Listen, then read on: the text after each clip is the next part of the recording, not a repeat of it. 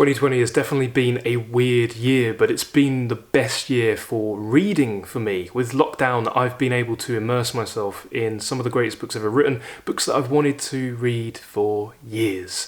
And every year I try to set a reading goal plan, some aims and a sort of checklist of things that I want to do reading-wise with my books, and 2020 was no different. At the end of 2019 I had a list of goals that I wanted to attain with my reading, and I thought it'd be fun to go over them and see if I'd hit them, and it might give you a few ideas for your reading goals. Like I said, I've had the best reading year perhaps of my life, so you might want to take note of some of these goals and adapt them for yourself. Okay, so my first reading goal was to review everything that I read. Basically have a back to school year. This was my number one goal, and there was two reasons for this goal. Firstly, I wanted to become more conscious and cognizant, more aware of what I was reading, and the best way to not only retain what you read, but to engage with your reading synoptically. That's where you bring all of your life experience to bear on the work. You bring what you know about yourself, the world, psychology, economic sociology, tradition, anything really. You bring it to the work. The best way to do that is by reviewing. Now, how you want to review will depend on your personality, your proclivity for how public you want to be, but you could do a book review, and you could do that on a blog, you could do a podcast, you could do a review in a journal, handwritten, you could talk about the book with friends and family, you could do a video like I'm doing now. I've done a combination of all of these. My favourite might be the podcast. If you haven't checked out Hardcore Literature yet, it's available on iTunes. We're into season 3 now. At the time of recording, we've done maybe a bit under 30 episodes. The latest book review was a C.S. Lewis book review. The one before that was, I believe, Animal Farm, and then Shakespeare's Richard III.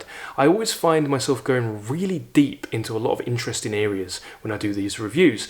Did I hit this goal? Did I review everything that I read?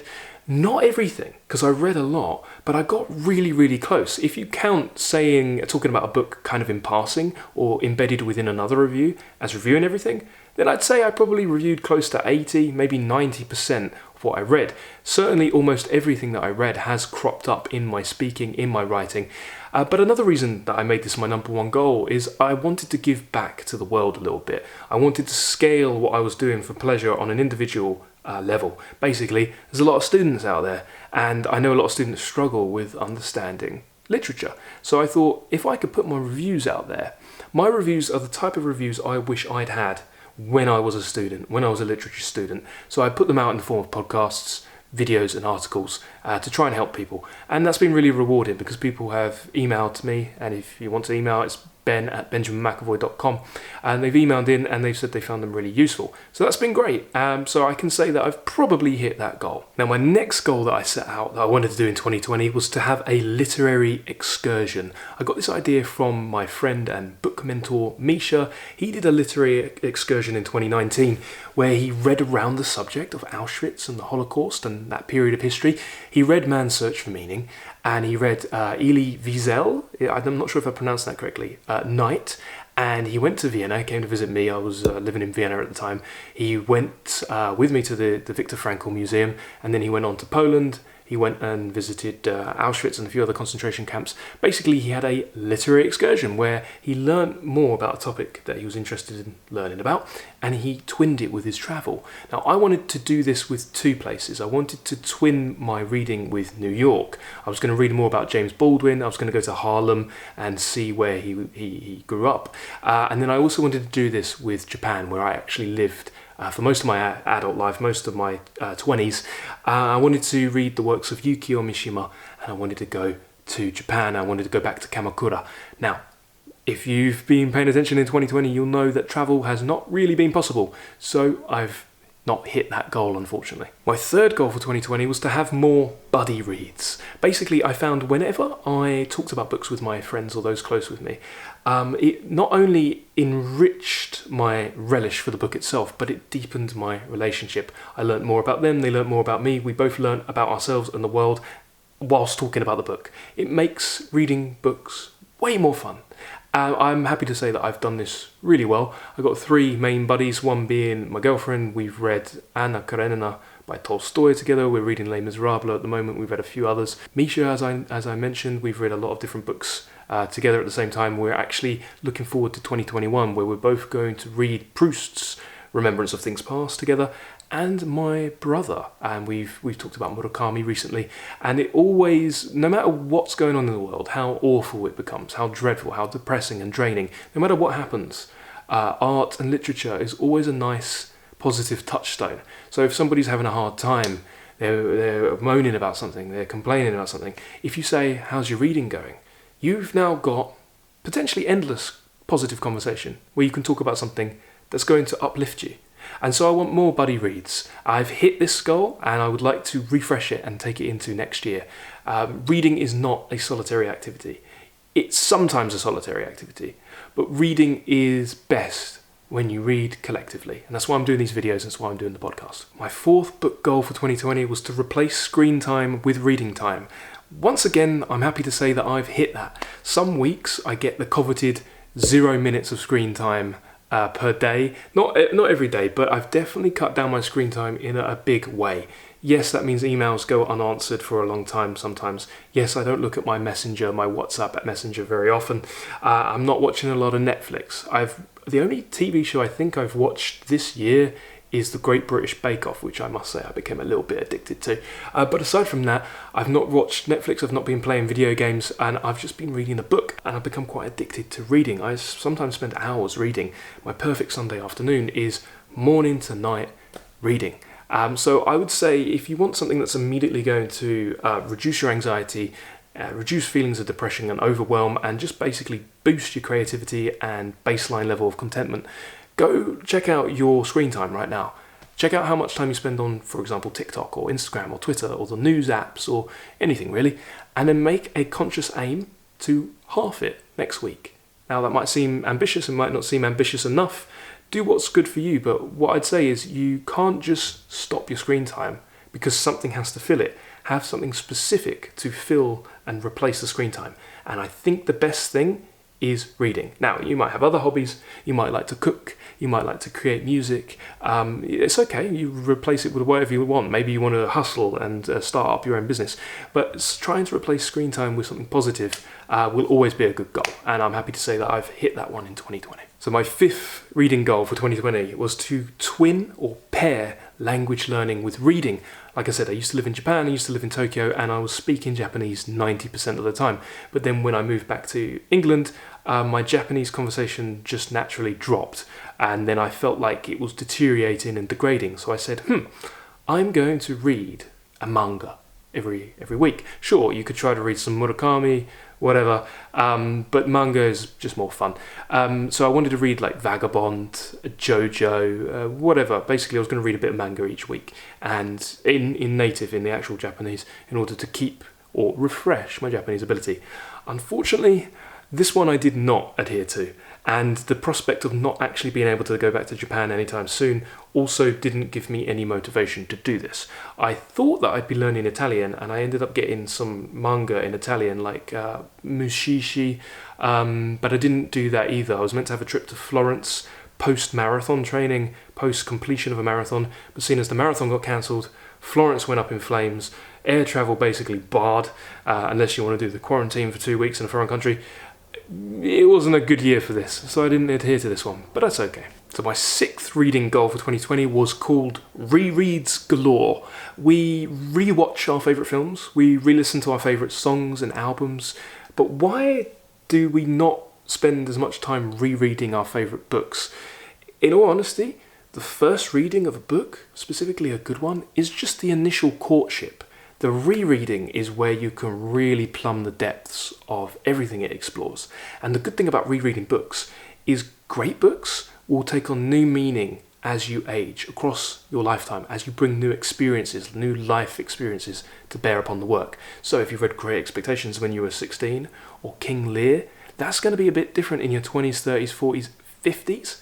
There are certain books that you should return to over time again and again. And if they're truly great, you'll always get something new out of them. So I thought in 2020, 80% of my books would be rereads. Has this been a goal? I've reread a lot of short stories, I've reread poems, I've tried to possess poems by memory and memorize them. I'm not sure if I fully reread anything start to finish. So we'll have to return to that one. Maybe I didn't fully hit that goal.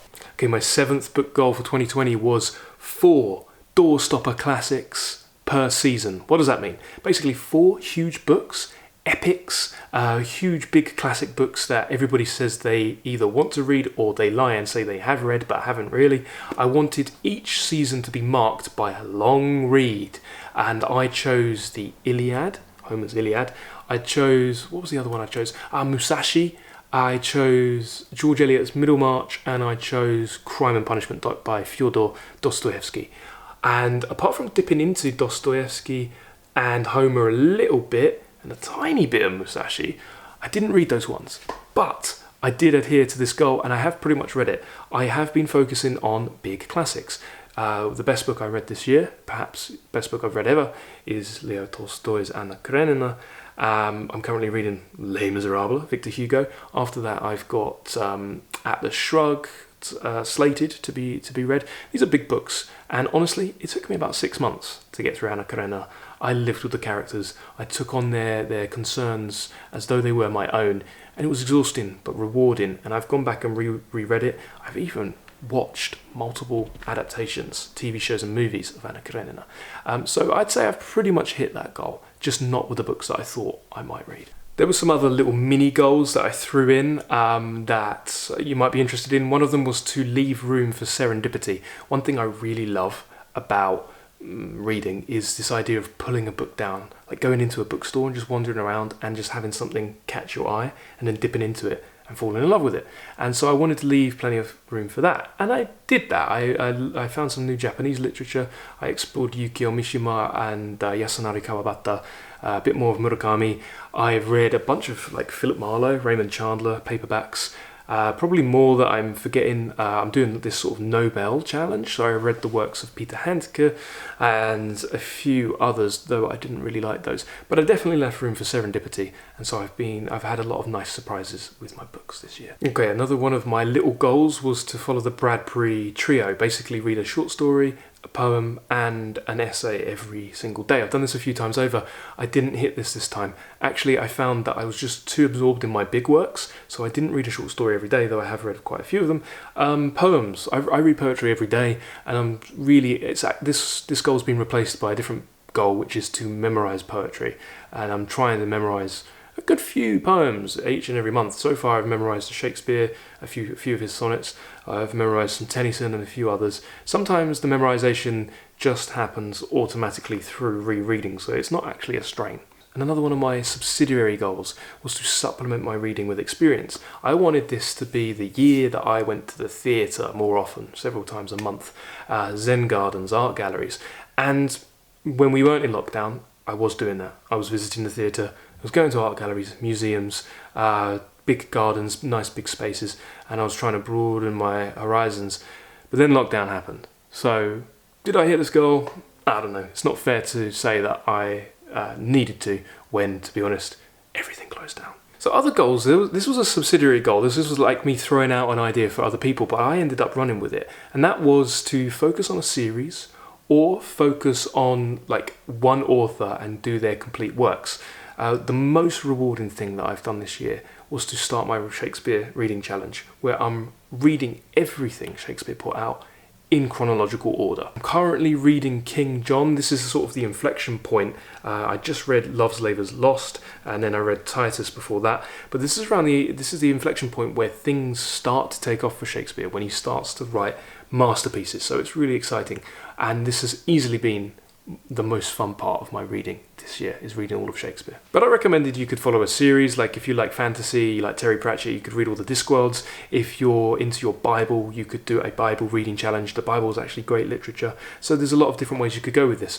You could also do a genre quest, and this is something that I thought that I would be doing at the beginning of this year. Again, when I was getting more into theatre, I thought that I'd be reading a lot of plays, and I have read some plays, and I thought I'd be reading a lot of horror, and I've read a little bit, but not that much. Especially with the theatres closing down, I didn't see too much motivation to learn more about theatre, unfortunately. And those were my book goals for 2020. Let me know what your goals were for 2020 when it comes to reading. Let me know if you adhered to them, if you adapted them, if you changed them. Let me know what books you read, and let me know what you think some good book goals for 2021 should be. What are you planning on reading? How are you planning on directing your reading? Thank you very much for watching. If you enjoyed this video, please hit the like button and subscribe, and that lets me know that you'd like more content. Have a lovely day.